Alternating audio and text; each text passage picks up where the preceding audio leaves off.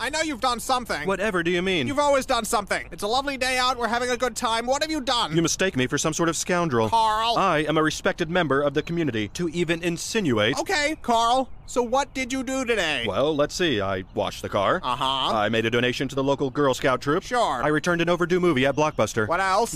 I stepped on a ladybug by accident. Go on. And I baked some banana bread for our neighbor Pat. I believe that's it. Done. That's it. That's all I did today.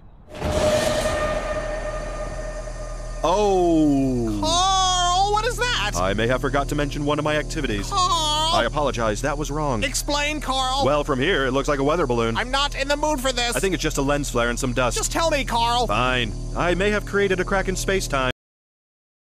Aren't you gonna say it? Say what, Carl? That. My name, all offended and annoyed. I'm leaving, Carl. What? I'm moving out. It's the meat conveyor, isn't it? You never were a fan of modern home design. It's a lot of things, Carl. Just let me explain. Efficiency. Industry. Never before has this many dead bodies been so manageable. Carl! I'm the Henry Ford of human meat. I've already packed. I'm not coming back, Carl. Come on, we haven't even gotten to the big surprise yet. I'm sure it's very upsetting. Well, now I don't even want to show you. Good. I do not want to see it. Man, you are being a huge beehole right now. I'm not the one shoving people into a meat grinder. It's not a meat grinder, it's an orphan stomper. Gross. You know what's gross? Your attitude. Are you serious? What have I done to deserve all this beehole coming out of your mouth? It's everything, Carl. It's everything you've done ever. Everything? Even that time I helped Mrs. Bigsby with her garden? You buried her there. It's what she would have wanted. You buried her alive. She wasn't keeping up with the weeding. As president of the Homeowners Association, I had to take immediate action. All you do is kill people, Carl. That's like saying all Mozart did was write songs. You are completely insane. Oh, weird. That's what all these orphans said. Is that the surprise? No. That looks like a meat dragon. Did you finish your meat dragon, Carl? Maybe. It's horrifying, Carl. Thank you. Oh, the hand chair. I've recently taken up carpentry.